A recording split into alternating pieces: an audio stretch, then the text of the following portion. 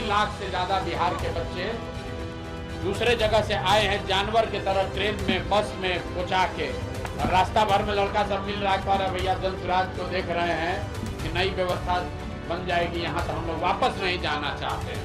तो जनसुराज ने एक ही वादा किया है, अगर 14 तारीख को जनसुराज की व्यवस्था बन गई तो जो लोग छठ में घर आए हैं अब इनको 10-12 हजार के मजदूरी के लिए वापस नहीं जाना है। जनसुराज पार्टी के संस्थापक प्रशांत किशोर ने आज बिहार के लोगों को लेकर बड़ा बयान दिया।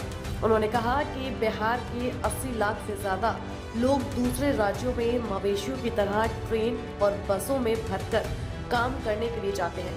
यह राज्य के लिए शर्म की बात है। प्रशांत किशोर ने कहा कि जनसुराज पार्टी ने सिर्फ एक वादा किया है, अगर 14 नवंबर को जनसुराज की सरकार बनती है तो छठ पर्व पर अपने घर लौटे लोगों को दोबारा मजदूरी के लिए बाहर नहीं जाना पड़ेगा।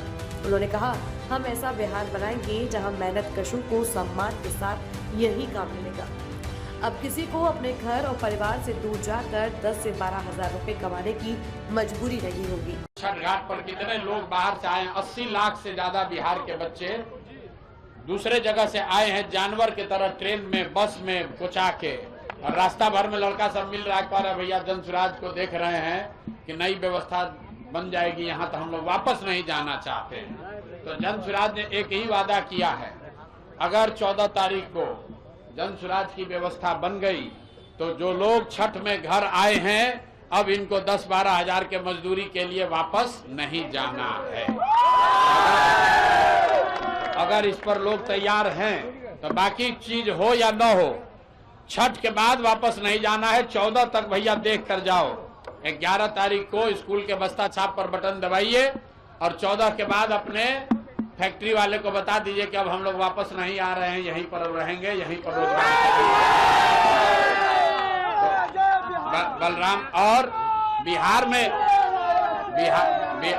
में ही बदलाव हो, उसके लिए जरूरी है कि बलरामपुर से भी उस यज्ञ में, बिहार बदलाव के यज्ञ में बलरामपुर से भी आप लोग योगदान कीजिए।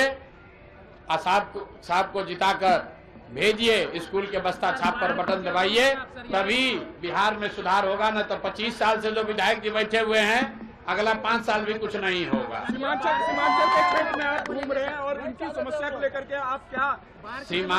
सीमांचल के लोगों को इतना ही कहेंगे, यहाँ मुसलमानों की बहुत बड़ी आबादी है, तो मुसलमानों से एक अपील करना चाहता हूँ कि अभी तक आपको लोग कहते हैं कि भाजपा से डरिए और हम लोग को वोट दीजिए, हमको जिताइए। गठबंधन वाले कहते हैं भाजपा से डरिए, हमको वोट दीजिए, हम लोग आपको भाजपा से बचाएंगे। जनसुराज ये कह रहा है कि भैया भाजपा से मत डरो, अल्लाह से डरो और हक के साथ खड़े रहो, अपने बच्चों के साथ हक के साथ खड़े रहो। तादाद का चिंता,